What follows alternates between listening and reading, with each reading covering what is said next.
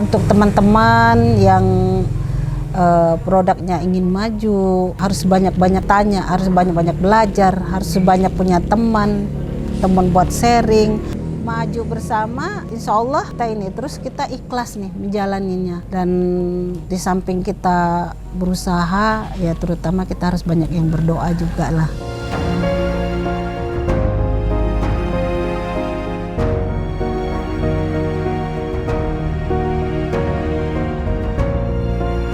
Bapak tuh ya dapat musibah gitu, mata satunya nggak bisa ngelihat. Akhirnya operasi gagal, otomatis saya yang harus berjuang. Dan terus itu anak saya yang ipibit jual teh botol di lampu merah. Karena mau bayar kontrakan, dia nggak mau membebanin saya. Dia tahu ini mama bebannya banyak buat keluarga, buat adik-adik gitu kan, belum buat biaya hidup sehari-hari.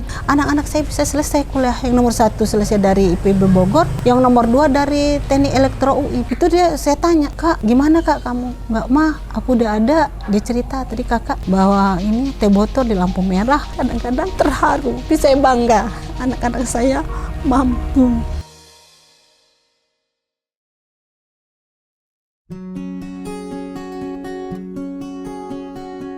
Perkenalkan, nama saya Ibu Saria, owner dari Pempek Lamonda. Saya dari Kelurahan Grogol, Depok Limo.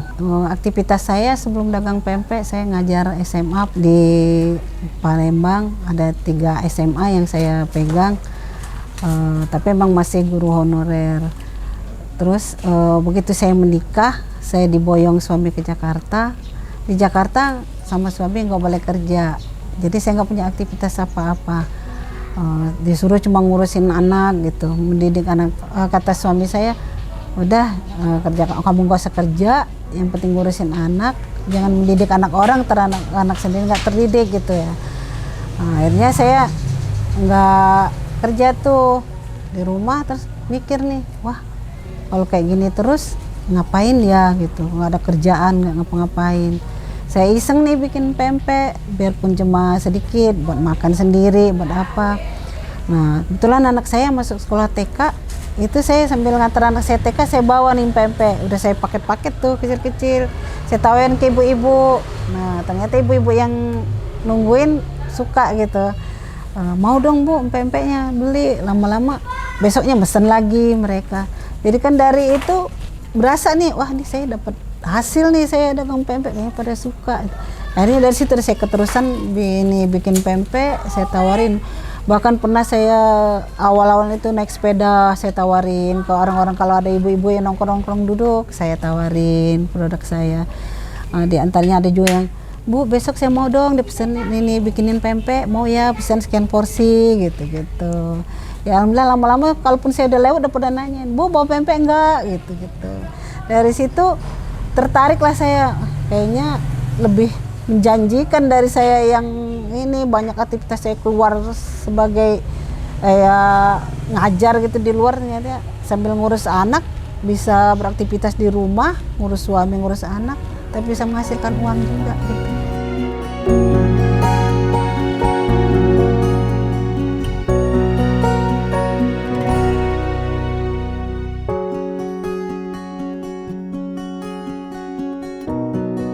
Oh itu saya, ya namanya kita ikut suami ya, pemerintah yang apa-apa itu udah tanggung jawab suami. Jadi begitu dia melarang saya untuk beraktivitas keluar, otomatis saya ngikutin perintah suami. Dari situ saya harus, kan udah kebiasaan saya punya penghasilan sendiri dan punya uang sendiri. Batin ini selalu ini, aduh gimana ya saya bisa menghasilkan uang, bisa ini gitu. Akhirnya itu dia, awalnya saya iniin pempek tadi, berasa gitu hasilnya. Saya dagang pempek, wah ini mah gak jauh beda dari biarpun saya kerja, bisa aktivitas di rumah tapi ngasilin uang. Pertama saya ngikutin dulu yang aslinya. Kalau takaran asli orang Palembang itu kan pempek itu istilahnya 1:1, 1 kilo sagu, 1 kilo ikan. Tapi karena saya pengen rasa pempek saya lebih enak dari punya orang lain, itu saya tambahin lagi, mestinya 1 kilo sagu, 1 kilo ikan. Itu ikannya saya lebihin setengah kilo sagu, 1 kilo sagu, 1,5 kilo ikan. Jadi ternyata buat saya nambahin apa namanya tuh ikannya tadi bisa tambah enak pempek. Orang yang beli juga berasanya, wah ini pempeknya enak banget gitu, berasa ikannya. Dibeliin kebetulan karena ada keseriusan saya bikin pempek, dibeliin lah sama suami ruko. Dari situlah saya mulain jual pempek gitu, tapi nggak berjalan lama ya waktu saya tinggal di Jakarta. Akhirnya ruko saya jual di Jakarta, saya pindah ke Depok tahun 2004, pindah ke Depok. Itu saya nerusin lah jualan saya ngontrak di perempatan Mampang gitu. Di perempatan Mampang itulah saya jualan pempek sampai 11 tahun di situ. Iya, dari kontrakan saya yang cuma harga 7 juta sampai harga 35 juta kontrakan terakhirnya. Saya jualan di situ. Ya alhamdulillah dari dagang pempek tadi ya bisa nguliahin anak-anak yang putus sekolah. Terus untuk anak saya sendiri, dan kebetulan juga pas 2014 bapak tuh ya dapat musibah gitu, mata satunya nggak bisa ngelihat, akhirnya operasi gagal. Otomatis saya yang harus berjuang, dan terus itu karena pempek saya udah banyak dikenal orang di Mampang, dulu pelanggannya udah banyak banget gitu. Pokoknya kalau Sabtu Minggu omsetnya ya untuk jual 400-500 biji pempek itu cepat habis, alhamdulillah.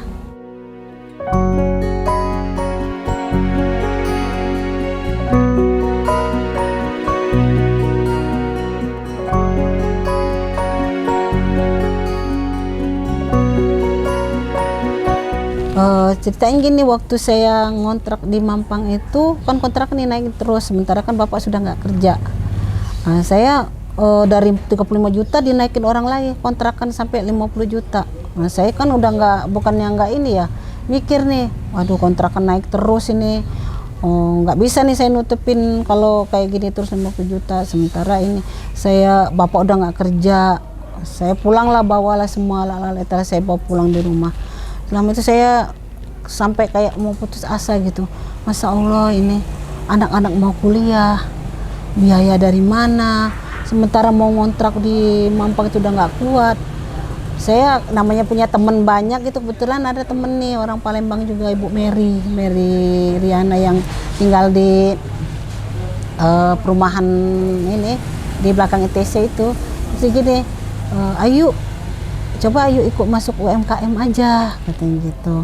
Ayo daftar aja ke lantai 6 DKUM lantai 6 tuh, nanti syaratnya cuma bawa KTP sama kakak. Akhirnya saya ditemenin, beranilah saya ke sana. Pas saya daftar di situ, saya ditelepon, diajak pelatihan, awalnya pelatihan teknoplanner gitu. Saya ikut, kayaknya wah ini nambah ilmu banget. Di situ kan dikasih ilmu, kalau kita mau ikut seminar sendiri kan bayarnya mahal Pak. Itu udah kita nggak bayar, dapat ilmu, pulang diamplopin juga. Masya Allah, benar-benar saya mulai nih berasa, waduh, jadi ikut UMKM enak banget ini gitu, semua fasilitas diiniin semua gitu. Akhirnya keterusan tuh saya ditelepon lagi. Awal yang paling saya berasa banget itu saya dibawa pelatihan PKP di Anyer, diajak Bu Sinta, dulu masih kabinnya Bu Rina. Itu saya sampai dikasih sama Bu Rina itu, udah Ibu kasih testimoni ya Bu ke panggung, gimana perasaan Ibu ikut pelatihan ini gitu. Masya Allah saya sampai nangis Pak, saya bersyukur gitu. Tadinya saya udah down gitu, waduh ini anak-anak kuliah dari mana ya, sementara saya udah nggak sanggup dibayar kontrakan. Nah ditawarin lah saya ikut pelatihan ini, jadi bertambah ilmu saya temen tambah banyak, buat sharing ke teman-teman banyak, dapat ilmu dari coachnya yang hebat-hebat. Itu alhamdulillah ilmu dari yang saya dapat itu bisa saya terapkan. Oh ternyata kalau misalnya bikin packaging tuh gimana, oh ternyata kalau kita menghadapi customer itu gimana, itu kan diajarin semua ilmu-ilmu yang kayak gitu dari pelatihan dari yang dapat saya dari DKUM itu. Jadi UMKM itu wah luar biasa Pak, hasilnya benar-benar membantu banget ya. Alhamdulillah sampai sekarang itu kalau ada kegiatan di wali kota saya sering diajak, apalagi bazar itu saya pasti dapat omset yang tertinggi, sering banget dapat omset yang tertinggi, dapat penghargaan, kadang dikasih blender, dikasih dispenser, itu rata-rata dapat hadiah saya.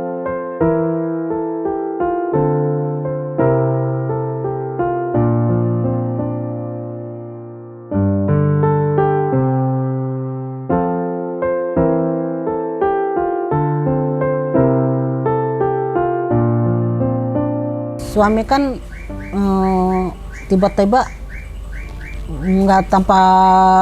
nggak tahu ya, baru bangun dari tidur tahu-tahu bilang gini, "Mah, kenapa aku nggak bisa ngelihat gitu?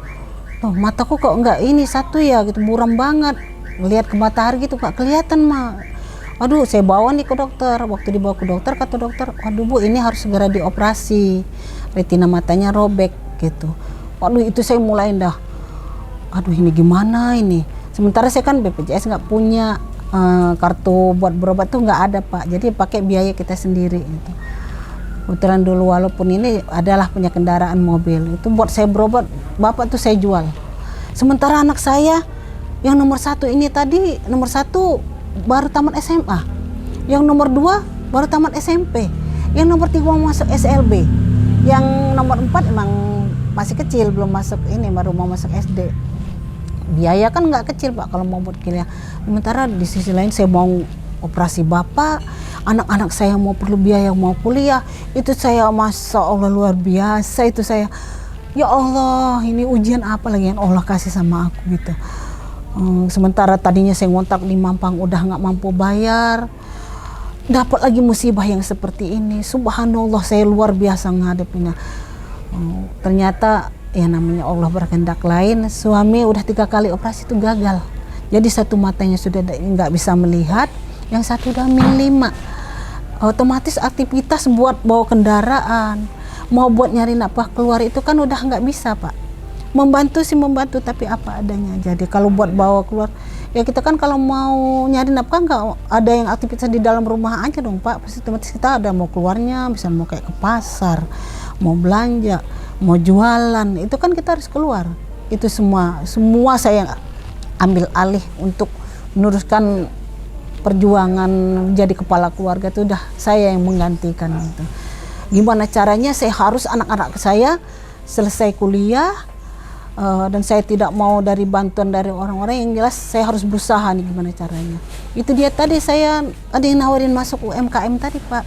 Begitu saya masuk UMKM berasa banget, Masya Allah, saya ikut bazar, produk saya laku banyak.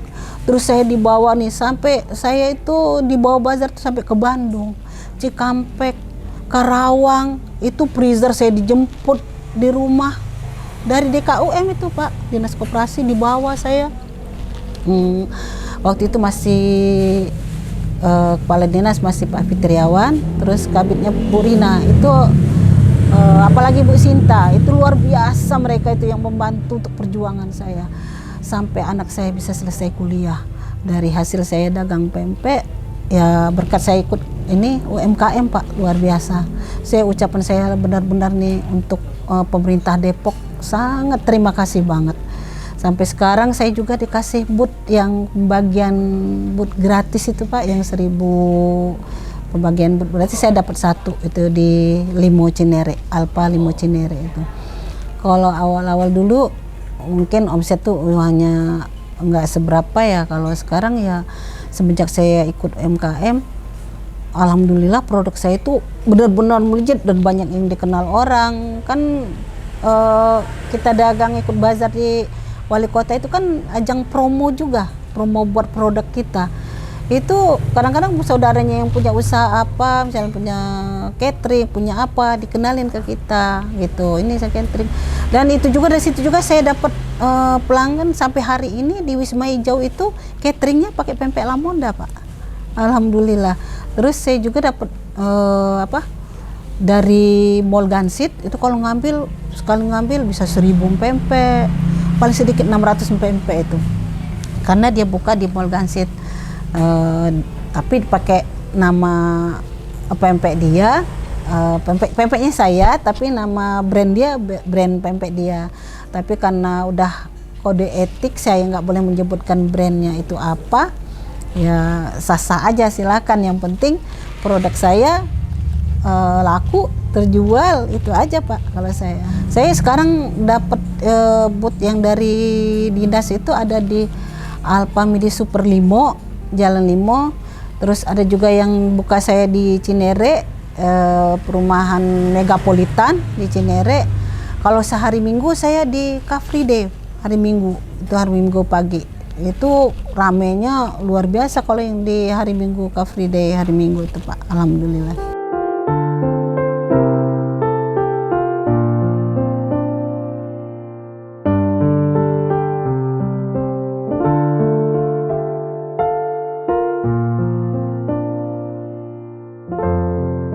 Saya alhamdulillah anak-anak yang ikut sama saya didik itu, misalnya dia harus bisa bikin pempek, saya ajarin caranya, ya nah. Sebelum mereka berangkat kuliah atau apa itu membantu saya dulu nih cara bikin pempek gini.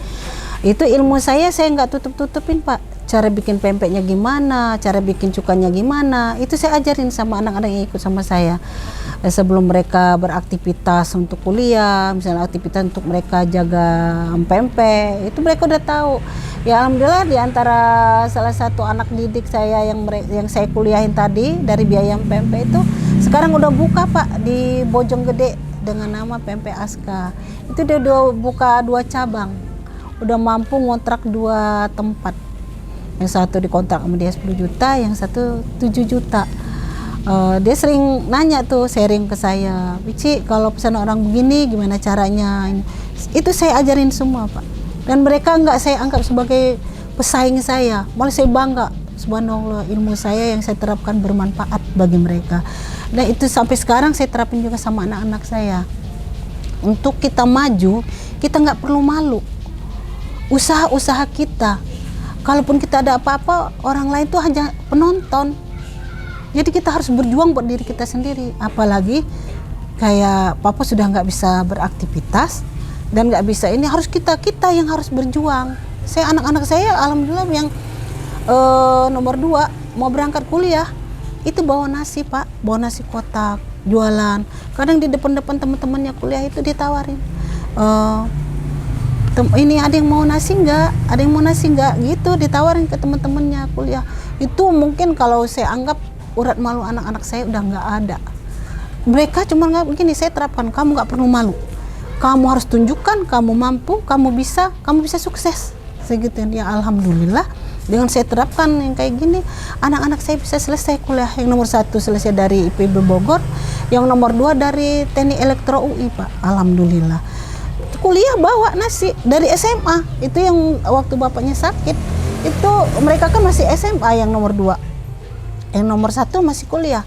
Anak saya yang IPB tadi Pak, jual teh botol di lampu merah karena mau bayar kontrakan. Dia nggak mau membebanin saya, dia tahu ini mama bebannya banyak buat keluarga, buat adik-adik gitu kan, belum buat biaya hidup sehari-hari.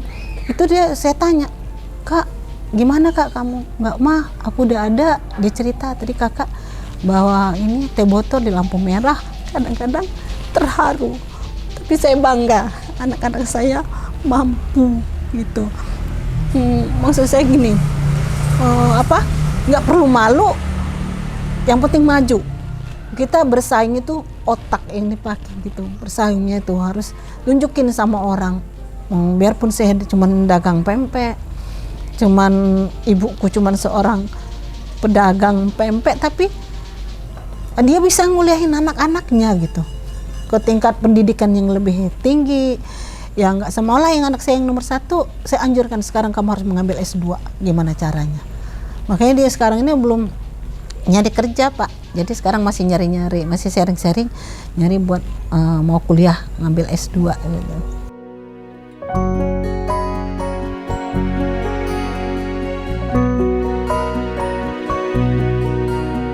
Saya mungkin kelebihan dari produk lain itu ya pempek orang itu, bukan saya mau iniin pempek orang lain mana pempek saya yang lebih ini, enggak. Dari rasa, kalau dari testimoni orang, pempek saya itu ikannya lebih berasa, lebih enak dan harganya terjangkau.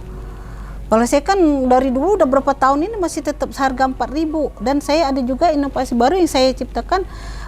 Tadinya saya jual 4.000, sekarang udah ada harga yang 2.000. Dari harga 2.000 inilah yang banyak permintaan, kadang buat acara orang resepsi. Di Kubah Emas itu sering banget saya dapat pesanan dari sana, kayak pesanan buat catering gitu. Paling enggak 600, 800 kadang pesanan dari Kubah Emas itu kalau buat acara resepsi. Ya kalau harapan saya sih ke depannya sebenarnya gini ya, pengennya tuh punya tempat khusus sendiri. Ini kan saya ada tempat nih di atas gitu, pengennya tuh punya tempat produksi sendiri Pak, di khusus tempat produksi sendiri. Untuk rumah tangga beda, untuk produksi sendiri berbeda, tetapi saya masih terbentur dengan pembiayaan. Tapi maaf banget saya kalau untuk menggunakan jasa bank itu rasanya kalau bisa saya hindarin Pak. Kalau bisa punya biaya yang hasil, misalnya saya dari dagang pempek saya mau saya kumpulin, ataupun ya yang nggak mau ada ribanya lah Pak, kalau bisa gitu. Saya pengen ini saya naikin, saya pengen punya tempat produksi sendiri gitu-gitu, saya pengen lebih maju gitu. Dan juga saya pengen kalau bisa punya tempat usaha yang kayak orang makan di tempat gitu, ada suasana. Tadinya di rumah ini mau saya terapin yang kayak gitu, tapi kayaknya karena tempatnya parkir nggak ada, masuk nggak ada, tempat ini agak susah lah ya buat ini. Makanya harus nyari tempat yang emang lebih luas gitu, yang bisa tempat parkir, tapi untuk saat ini kayaknya belum mampu saya untuk ngontrak yang ini, usaha yang seperti itu.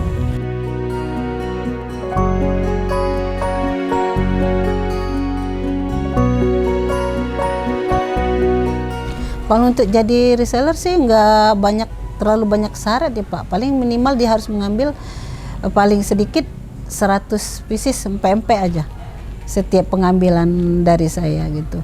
Saya nggak nerapin sistem kayak apa ya. Yang penting sistem mutus gitu. Mutus. Saya nggak mau yang jualnya saya nggak mau pokoknya saya maunya tuh cash, dia bayar gitu, sistem putus gitu. Kalau jenis-jenis yang dijual apa aja Bu? Ya, pempek kulit, pempek adaan, pempek telur, kapas selam, pempek lenjer. Bahkan kadang di luar dari itu, kalau asli orang-orang Palembang itu kan suka banyak pesen yang kayak pempek celimpungan, tekwan, mie celor. Itu di luar dari situ saya punya produk yang lain juga. Bahkan anak saya kayak tadi yang nomor 1 itu bikin nasi kebuli Pak. Alhamdulillah buat produk dia sendiri. Untuk teman-teman yang kira-kira misalnya punya problem yang usahanya nggak maju, usahanya sekarang lagi jatuh gitu, kuat-kuatin iman aja deh, dan harus tetap fokus berjuang gitu. Jangan putus asa, tetap misalnya kita kayak saya nih, produk saya pempek, gimana caranya pempek ini bisa dikenal orang banyak, kita harus pertahankan dong rasanya, cara pelayanan kita gitu. Terus kita banyak-banyaklah belajar dari orang yang sukses. Jangan takut bertanya, jangan malu untuk bertanya. Kita belajar dari orang-orang yang udah maju dari kita. Kalau kita nggak pernah bertanya, merasa diri kita lebih dari orang lain, nggak bakalan maju. Iya, banyak-banyaklah berteman, banyak-banyaklah belajar. Insya Allah kita akan mendapatkan hasil yang lebih baik.